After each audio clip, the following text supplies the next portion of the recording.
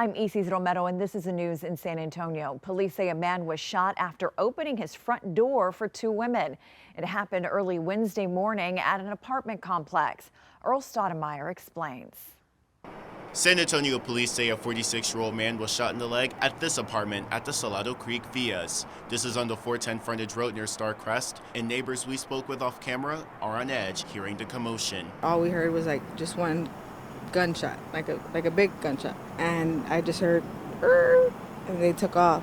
Police got calls for a shooting at 5:42 a.m. at the Salado Creek Villas. When officers arrived, they found a man shot in the leg. Police learned from the man that he opened the door to two unknown women knocking. When the man opened his door, police say the women shot him and ran away. Police say the man went to his neighbor to call 911. The man was taken to the hospital with non-life-threatening injuries. If you know anything about this shooting, please call SAPD. On the northeast side, Earl Stoudemire, KENS 5. Despite tearful pleas from family, a 14-year-old accused of mishandling a gun and killing his 8-year-old brother will remain locked up for now. Sue Kalberg was in court for the hearing. It's a heartbreaking day back in July when an 8-year-old was killed by an accidental gun discharge. Family members have been begging for a chance to bring that 14-year-old child home and let them heal together. Well, that's not happening today.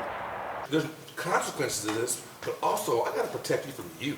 Judge Cruz Shaw told the teen he had no choice but to enforce a zero-tolerance policy the teen violated on a manslaughter charge. There's no excuse for being stupid.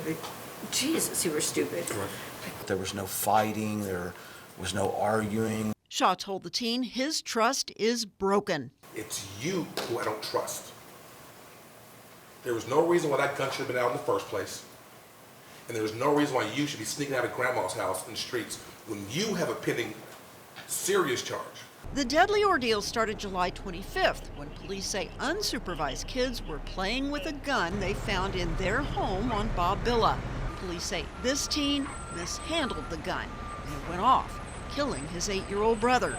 Released once before on a GPS monitor, court officials say the teen was arrested again when he was caught on the streets after curfew with kids he was supposed to be avoiding. I tell you, and you think I'm playing, I'm not. Understood? Yes, sir. Okay. So this time I'm going to order him remain detained. The judge did make one small concession. He relaxed the rules just a little bit so that an additional family member can visit with the teen while he remains locked up. Here at the Juvenile Justice Center, Sue Kalberg, KENS 5. San Antonio police are asking for the public's help after a shelter dog was stolen from Animal Care Services. Investigators say an unidentified man entered the ACS campus on December 26 and removed a dog named Rambo from his kennel before taking off. SAPD and Animal Care Services are now working together to identify the suspect. If you recognize the man, you're asked to call police at 210-207-7273. Downtown San Antonio may be in for a major transformation. The city wants to buy a former federal office building using Spurs money to build a sports and entertainment district. Simone Simpson explains the city's next steps. In a vote Thursday, the city is asking for approval to make an offer on federal property near Cesar Chavez. That includes the Cesar Chavez office building and nearby lots, about 5.7 acres total. The plan is for the city to buy the land, then lease it back to the Spurs for a mixed-use development that would help support financing for a new arena. The purchase offer is $30 million, with up to $120,000 in closing costs. We all recognize this is a generational investment, but also a wonderful opportunity, not only for the 4 districts that Eric described, but for the entire city, right? Downtown can be much more of a strategic economic engine than it currently is, and now is our opportunity to shape that. But parking is also in the spotlight, raising concerns of what's ahead for downtown. There are things that we can do now that we don't have to wait for an arena to get built. And I think the first thing we have to start with is parking. The amount of times I hear downtown, oh, there's no place to park, but we have so many surface parking lots, it's insane. Leaders want to conduct a study on traffic, parking, security, fire and EMS, and district maintenance to see what life would look like downtown with the convention center, Spurs Arena, and the rest of the Spurs and Entertainment District actively happening all at the same time. I really think we need to have some structures in place, or at least working to create those structures to then deliver on these goals. So I think when we talk about housing, I think Housing Trust is the key player in all of this. Cell phones, chairs, dolls, those are just a few of the items found every few years when the San Antonio River is drained and cleaned. Jeremy Baker takes a look at what else is in the river.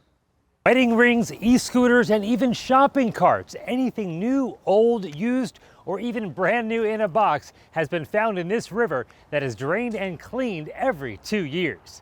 Anything that you would see in the downtown area being used, probably at some point or another, is found. It's kind of just rushed into the river. Adrian Arroyos is an aquatic biologist with the San Antonio River Authority. He says making sure every inch of infrastructure is performing properly is a big reason too.